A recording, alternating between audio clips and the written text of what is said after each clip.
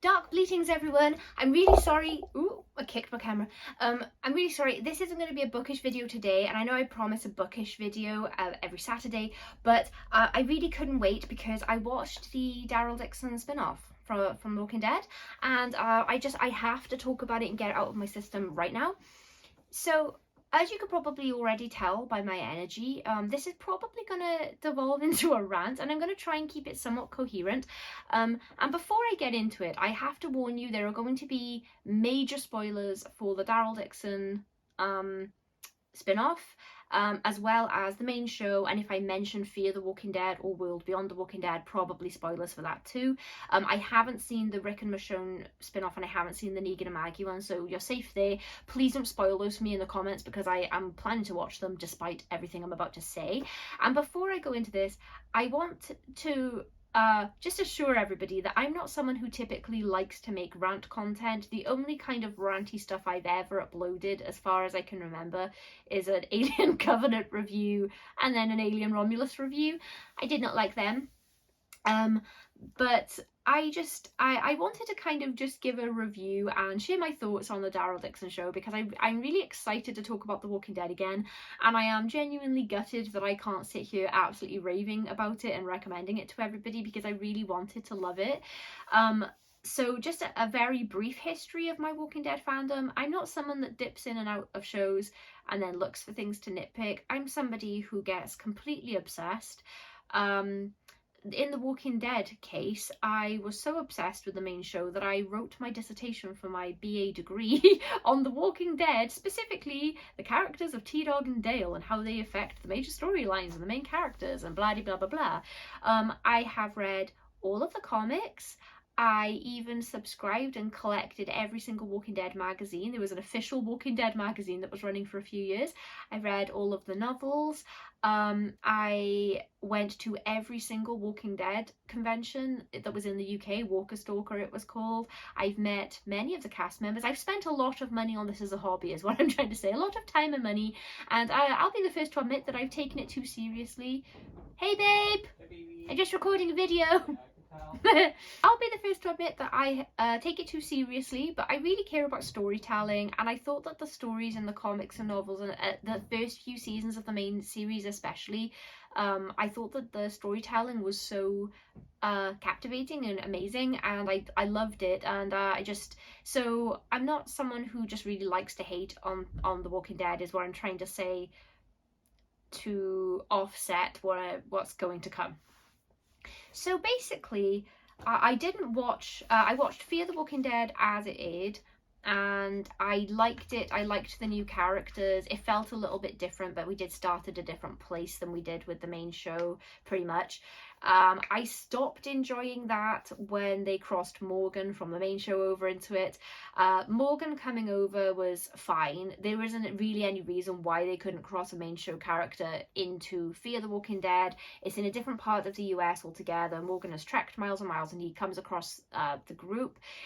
Where I started to get really turned off though was when they also crossed Dwight over from the main show into Fear the Walking Dead, because what's the heck, like, as if in any, like, I mean, the United States is very large, and the idea that two people from the same original group traveled miles and miles and miles and then just happened upon each other, it's like it's too plot conveniency. There was no good reason why that should have happened. And then on top of that, Sherry, Dwight's wife, is also there. I thought that's where the show just started sort of taking liberties with what they were expecting us to just swallow as good consistent storytelling. And then eventually I really wasn't enjoying the writing of Fear the Walking Dead, as much as I hate to say that, and I ended up just tapping out. I tried to go back a few times and I found it unwatchable for me personally, and I ended up just googling the end because I wanted to know how it ended, but I just couldn't sit through like the last few seasons of it.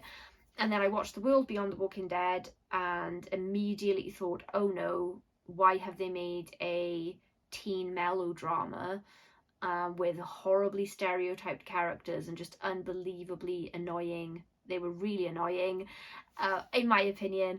And then I carried on watching it because I knew there were only 2 seasons, so the suffering wouldn't last long. But also, I heard that there were some like major things about the main show that were going to be revealed, and they weren't.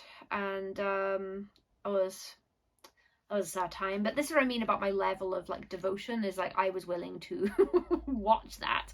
And then I didn't watch any of the newer spin-offs at like earlier than this, because I was quite disappointed with the finale of the main show, because I thought that instead of wrapping up all of the storylines in a satisfactory way for an audience that was watching the show for 12 years, instead they kind of used the finale as a platform to showcase, and it basically served as a trailer for the spin-offs that they knew that they were going to release. So we didn't get a satisfactory wrap up with like Rick being returned to his kids or anything like that. Daryl's ending is, oh, he's off now to find Rick. I don't know, I just thought that that was such a shame, that instead of giving us the conclusion that as an audience we kind of deserved to get and wrapping it up, they just thought, oh, but if you want to find out what happens to this person, you need to watch this whole other show. That was a bit of a bummer. So because I've recently been talking about Zombies The Walking Dead again, I thought, maybe I will give one of those spin-offs a go. And I thought I'll start with the Daryl Dixon show, because everyone's telling me that that's the best spin-off, and I really hope it isn't the best one. I really hope. You might be able to tell I didn't really like it. So we're going to go, there's 2 seasons available at the moment. I'm going to talk season 1 first, and then I'm going to do it in order. The first thing, again, I don't want to criticize it, but I have to, and I could be more nitpicky than I'm going to be, just so you know, but I'm trying to rein it in. And I'm going to tell you what I liked as well as what I didn't like. But it didn't work for me personally for the following reasons. It didn't feel like The Walking Dead. I don't know if it was filmed with different cameras or what. Like, I know that I didn't really recognize the directors, although the list of executive producers on this is hilarious, because it's a very, very long list of executive producers that include Gaylan Hurd, Greg Nicotero, David Alpert, Norman Reedus, like staples, Angela Kang. Sorry, that I won't list them all, but they're people that were like instrumental in the main show, like very core parts of the production team. And then I think it feels like they were sort of executive producing on it, but then it felt like an entirely different team made this show. And I don't know if it was an entirely different team, but it certainly felt like different writers from the main show. Right, okay, so let's start with the storyline, just for clarity. So Daryl washes up on the shore of France, where he starts his journey of trying to get back to America immediately, and we don't know how he came to be there or why or anything yet. And then some things happen, and long story short, he then again wakes up again in a convent full of nuns. And I thought, okay, this is, I don't think we've seen nuns before on the show, so that's fine. But let me just go on and tell you this. This is going to come in a few minutes. Medieval weapon wielding nuns. So yeah, he meets these nuns, and the main storyline, like the crux of both of the seasons really, is that the convent is just nuns plus a so like a 13-ish-year-old boy, I think 12-year-old boy, yeah, 12, called Laurent, and the nuns think that he's the Messiah, and the show kind of treats him kind of like he is. He has this sort of like almost supernatural sense of empathy, you know, he can look at a person and know how they're feeling exactly. It's a bit weird. And they want Daryl to take him to a place called the Nest, which is apparently going to be safe, and he's going to lead the people.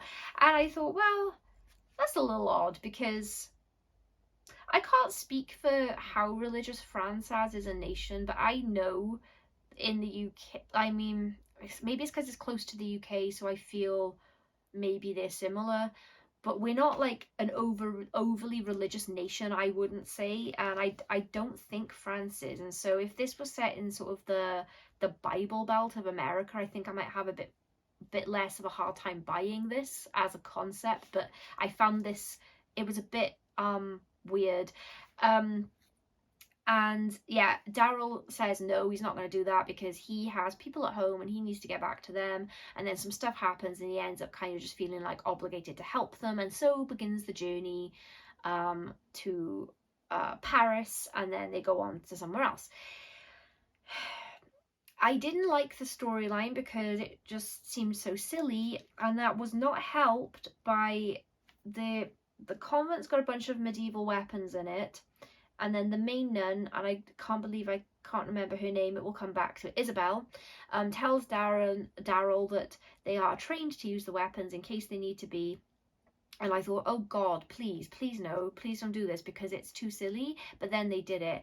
And I mean, it sounds good, but in the so the world of The Walking Dead, I know there are zombies, and people are going to come at me for being able to just swallow that there are zombies and then nitpicking these other things. But the thing about fictional worlds is I can suspend my disbelief for anything so long as you've set the rules of your world and you stick to them consistently. You can kind of do anything as long as you are operating within the rules that you've set in the fiction. And the world of The Walking Dead is the zombie apocalypse has happened because there's an airborne virus that escaped a lab, and it was like made by the government or the military or whatever. Everyone in the world is infected, regardless of whether or not they get bitten. If they die, they're going to come back. If they get bitten, they're going to die faster and come back. And them's the rules. But basically everything else is very natural. That like this is the real world, but with zombies in it. And so to have a scene where a bunch of thuggish, scary men with guns come into the convent, and then nuns appear with maces. And also the men are carrying muskets, and in what world do they just find loads of muskets that are still like working? Why are the medieval weapons in good enough nick to work? It was just so silly. And then there's a scene in the next episode, I think, where they go to this Parisian nightclub, and it's crazy. It's like the Moulin Rouge in there. It's like an American teenager's idea of what France is, and they just wrote a script and The Walking Dead took it. Like, it was bizarre. And normally I like to see representation in things and stuff, but this is a club a decade into the zombie apocalypse where everyone in there, we've got people that are in full drag makeup, and it's not that there are drag queens that bothers me, it's that this is me being real nitpicky, but that makeup would have gone off years ago, okay? And people will not have been using precious resources to reformulate lipstick and stuff. It was again, in the main show, we never see characters, we never see the women in makeup, because it's not a priority and it's unrealistic. And then we've got this club with this lounge singer and a drag queen and an aerial hoop artist, and it was just crazy, but in a way that took me out of the show, not in a oh how fun. Yeah, the motivations of the characters didn't sit very well with me, especially the antagonistic characters. So Daryl's motivation is he ended up in France, but he wants to get home, right? The motivations of the nun, I mean, Isabel seems to sincerely think that Laurent is the second coming, and so like I guess I get her motivation. But all of the antagonists are just kind of dumb. We've got this tattoo face guy that's hunting Daryl, and because he thinks that Daryl killed his brother, and his motivations are fine initially, but then he spends the whole first season hunting Daryl, and then when he finally catches up to him, he finds that he can't bring himself to kill the kid as he's been ordered, and he lets them all go. Like, he doesn't even just kill Daryl and let the others go, and not just that, but he gives them directions of where to go to safety as well. And I just thought, what? Because we had no reason to think that this guy would suddenly take pity on a kid, because the first time we see him, he quite heartlessly kills an old defenseless man for no reason. So I just thought, what is going on? And then the main antagonist is this boss lady whose name I don't remember, and she's so one-dimensional. It's like they've tried to make her like the governor kind of character, but she's got no she's got no character traits other than she's the boss and she's ruthless, and that's all there is to her. And her motivation for she wants to lead France, and she keeps going on about the revolution and stuff. And there's like, I'm like, what world are we in? We're not in 1940s France. We're a decade into an apocalypse. There's hardly anybody left. Like, what are you talking about? So I just had a kind of issue with that kind of stuff. Was hard for me. My main gripe really was that the character of Daryl was quite inconsistent with the main show, and it took me a few episodes to realize that was why it felt so wrong and like not of the universe. So in the main show, we had Daryl Dixon for 12 years, and if you're a Daryl fan, and everybody is a Daryl fan, like, you'll know that he's kind of quiet and stoic, and he's not one to divulge his personal information. He kind of keeps, he does not wear his heart on his sleeve. Like, he does have a heart, but the main show kind of shows us that more than tells us that in his actions and everything. And he's got these really close relationships in the main show. He's been calling Rick his brother for 8 years, and when Rick disappeared from the main show, there was even like this whole arc with Daryl where he left the group to try and find Rick, and he was telling the people that he met that he was looking for his brother. So he very much considered Rick a brother. He's referring to Rick's kids as his kids for the last few seasons of the show because he's the one who's taking care of them. They live with him, and he's very protective of his kids. Carol, he refers to as family basically since season 2. And then he's asked if he has any family in the first episode of this show, and he says no. And he's asked if he has any kids, and he says no. And I just thought he would never. Like, and it comes up a few times where he states he has no family, and I was like, what is like, that is not the Daryl from the main show and how he views his relationships at all. He's too chatty in this spin-off. He's just divulging everything and anything. He's really chatty with everybody he meets. He's divulging personal information about his childhood and his dad, like difficult things that we never even hear him talking to Carol about. Again, they're things that we're shown in the main show when we infer like what happened to him as a kid and stuff. And he's just like chatting up a storm with everyone here about all of his stuff, and I just thought that's inconsistent as well. Also, there are moments of like quite horrible cruelty from Daryl in the spin-off. So like, he's very capable and tough and cool and blah blah blah blah blah in the main show. He's not opposed to killing living people if he has to, and he will do it with no hesitation.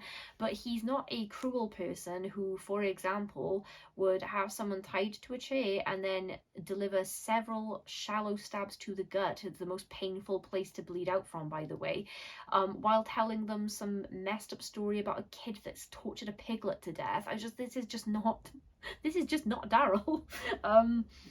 And the other thing as well is, so his whole thing is that he wants to get home to America, and he ends up taking Laurent and Isabel on this sort of journey with him to like get them safe, and then he's going to get to America, and like the deal is that they can help him get home as well. And then at the end of the first season, he's really torn about whether to stay with Laurent because Laurent looks up to him and he's formed a relationship with him.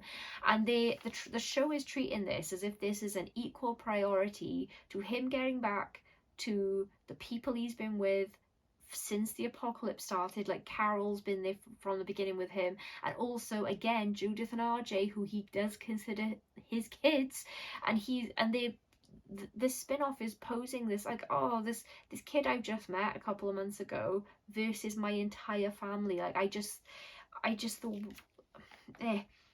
Okay, so the other thing I thought was insane was, and I wanted to see this for the whole main show run, the zombie variants. So there are zombies in this spin-off, and we see them in the first episode as well, where their blood is kind of like acid. It's like hissing through the floor when they're cut, and one of the zombies grabs Daryl and it like burns his arm, and I thought, well, that's interesting, but kind of unbelievable even for a show where I already accept there are zombies. And at the end of The World Beyond the Walking Dead, there's this post-credit little scene of a running zombie in France, and I assumed that this would be some sort of evolution of the virus, like a one of the strains of the virus, because you know, the longer a virus exists, the more strains they develop really quickly. So I thought that this was like a different strain of the virus, but no, there's some French scientist who is capturing zombies, and he's making this serum that he shoots into them, and apparently the Bernie zombies are ones that escaped. But that's every zombie we see in France. So how many zombies did he do this to? It's just so, it's so dumb. And like, what is it? They don't go into the, I'm not expecting like heavy science for any of this, but they just go, here's a scientist that's made a thing and we're just meant to accept that. And it's like, it's shown to us and he's like, it's green in these vials. It's like a cartoon. And then there's those, and then there are super zombie variants, but the running zombies, where they shoot these zombies up and then they have a spasm and all their veins come to the surface and their eyes go black, and then all of a sudden they're extra ferocious, and it's so dumb, because if this was like a natural evolution of a disease, I wouldn't have that much of an issue with, like, if some zombie, because they did hint to this in the main show. We got zombies that are climbing all of a sudden, and I'm like, oh yeah, so over time the virus is changing and it's changing the way the zombies behave. But no, this is just like some guy, and this is how Daryl ended up in France in the first place, because these people on a boat came over to America because they wanted American zombies. It's, and they don't elaborate on it any more than that. It's just so dumb. Okay, so let me see. There's one more thing. One more thing I didn't like. Well, there's lots more I didn't like, but one more thing I'm going to mention. And I told my brother, I was giving my brother a play-by-play because he's not going to watch this, so I was just telling him the stupid things as they were coming up. And I told him there's a scene where Daryl is like thrown into basically like a gladiator pit where you know that they're going to throw zombies in for him to fight. I mean, this has kind of already been done by the main show, by the governor, when he's thrown into a ring of zombies with Merle. And that's another thing, that like anytime there was sort of an interesting idea, it's something they're repeating from the main show, like they've done this before, so that was disappointing. And then there's this antagonist character, this mustached guy in there, and they're chained together at the wrist, and then they have to fight a super zombie. And as I was about to explain this scene to my brother, he was like, oh, like Resident Evil 4. And then I realised that is exactly like Resident Evil 4. There's a bit in that game where you're chained to someone that you don't know if you can trust, and then you have to work together to take something down. And so it just feels like they were lifting any interesting ideas out of other zombie properties. Here is what I did like about season 1. There's a flashback scene where Daryl is still in the US and he's trying to get fuel, and this is how he ends fuel in exchange for delivering live zombies to these people, and that's how he gets tangled up with them.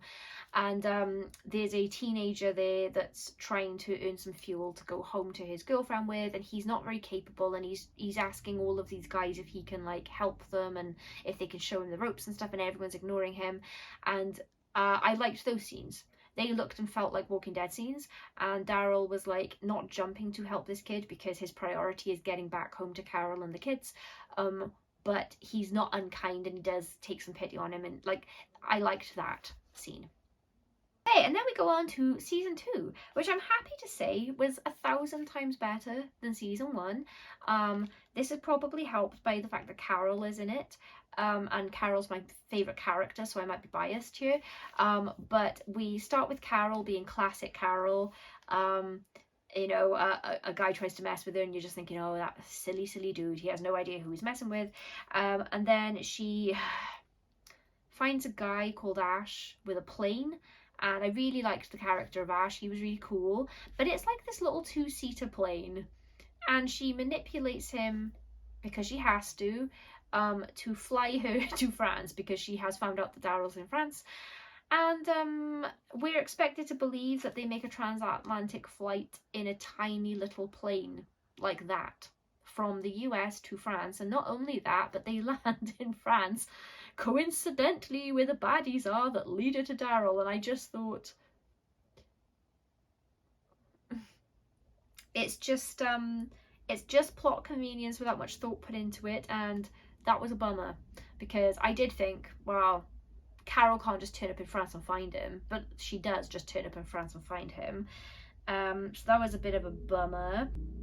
There is a Daryl and Isabel romance that's been brewing, and I didn't like it. And it's not because I want to see him with Carol, but again, it's not very consistent with Daryl's character. Like, I thought that he was basically asexual for the whole show, or gay maybe, and I was really actually hoping to see a romance between him and Jesus, because that would have been funny. But yeah, that I didn't like that. I mean, it's not set up, it's just I didn't like it. So the story of season 2 is that Daryl is at the nest now with Isabel and Laurent, and there are these like religious people there, and they all think that Laurent is the second coming as well. Daryl still wants to go home, and he's going to wait for the next boat, but boats are very few and far between. It's not likely that one's going to turn up anytime soon. I don't know why he didn't get on the second boat. I guess he changed his mind. There was a boat at the end of the first season, and I guess he didn't get on it to stay with Laurent, and then changed his mind after. And then there's a ceremony that's going to be held with Laurent to like give the people hope. Meanwhile, Carol is traveling over to France. There's not as much dumb stuff in this season, I gotta say. Like, they really dialed back on the stupid, and the storytelling was much more interesting and just better. Like, it was just more engaging, and the characters were more layered.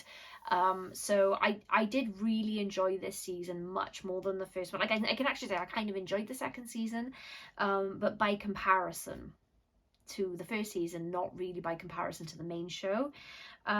So a few things, yet again, inconsistencies, just like the writers just forgot.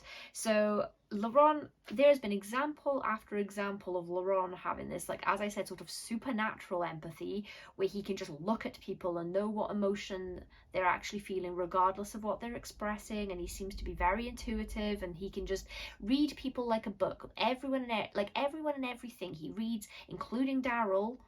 And then he's put in a robe and told they're going to do a ceremony, and then the sort of leader, priest guy, whatever, goes, drink this, and he's like, oh, I don't need it, and he's like, oh, I know you don't need it, but drink it anyway, and he just drinks it, and he can't see that clearly the guy is doing something bad. Like, why is it that Laurent can read absolutely everybody around him at all times, except when the plot needs him to be subdued and to put him in danger?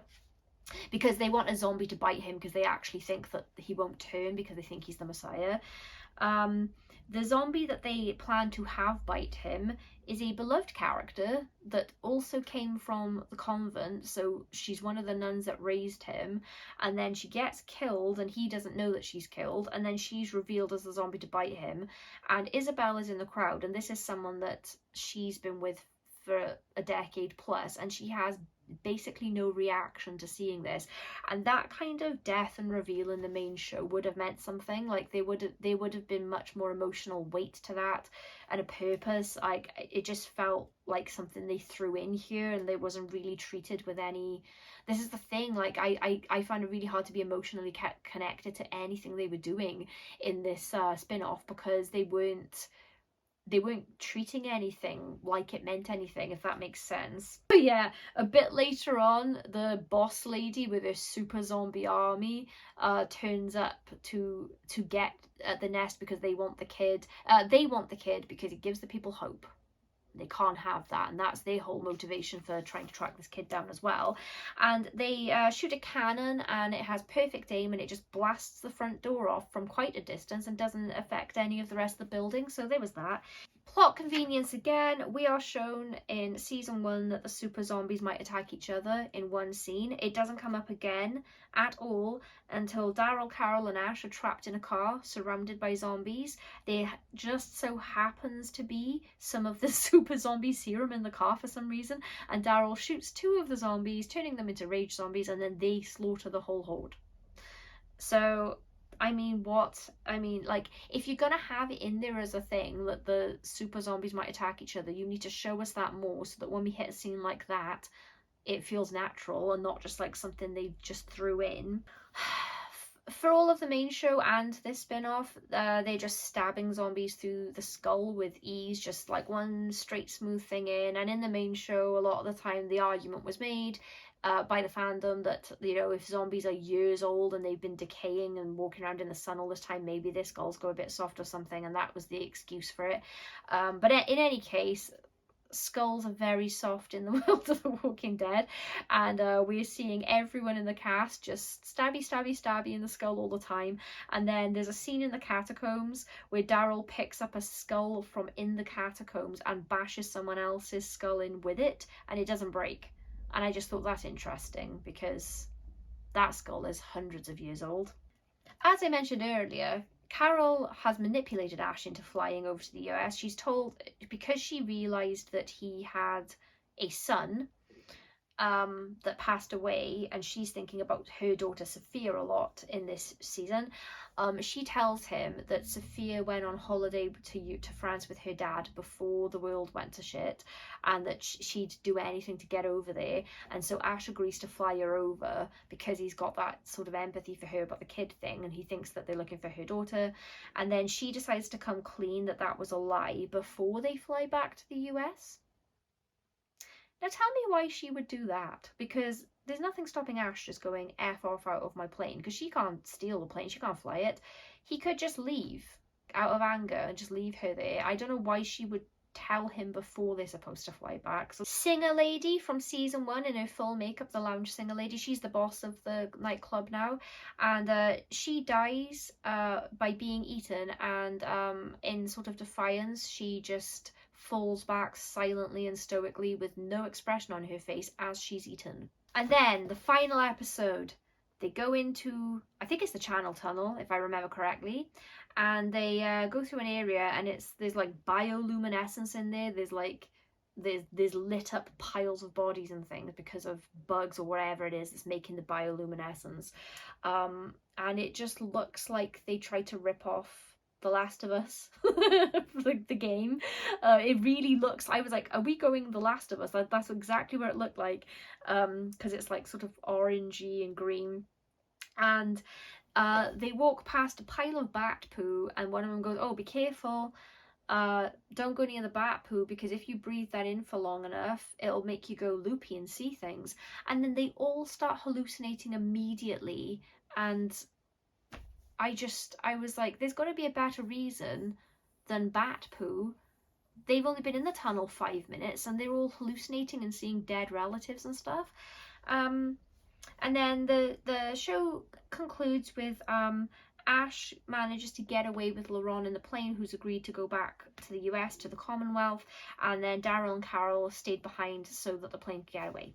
And that's the end of season 2, and I'm assuming there's going to be a season 3 of Daryl and Carol trying to get back to the US now. So I don't know, I mean, if people watched this and really liked it, I'd love to know why. And I'm not saying your opinions are wrong, but I genuinely would love to know why everybody that I've talked to seems to rate this show, because it just, to me in a nutshell, it just felt like too much of a departure character and story wise from the universe itself. And then season 2 was much better, but it was like, I don't know, it was like the writers wrote themselves into boxes and couldn't convincingly write themselves out. And I honestly, the storyline in general about like getting Laurent to the promised land, as I started calling it, is just, it's a bit weak. It's there's no real like, because this is just a kid, he's not the Messiah, and the show is treating him like he is, and I was just really confused by what we were actually supposed to like get from it. I guess I'll stop talking about it now, but if people have watched them, don't spoil them, but are the other spin-offs better? Or I mean, based on what I've just, my thoughts on this, do you think I'm gonna like the other 2 spin-offs, or am I in for like wasting hours and hours more of my own time? It saddens me to say, I do think that Carol's character was quite consistent in season 2, and I was happy, and Daryl acted a bit more himself, so I don't know if they had a bit of a shift around for people on the production side or what. I did think it ended much stronger than it started, but yeah, Carol and Daryl back together again, I did want to see that, but like this whole we need to get home thing has now been going on for 2 seasons and I'm already bored of it, so I really hope that that's not the whole of season 3 when that comes out. I'd love to know your thoughts, even if your thought is, oh my god, Kaylee, you need to get a life. I hope you're having a lovely weekend and I'll see you with an author interview tomorrow. Bleed!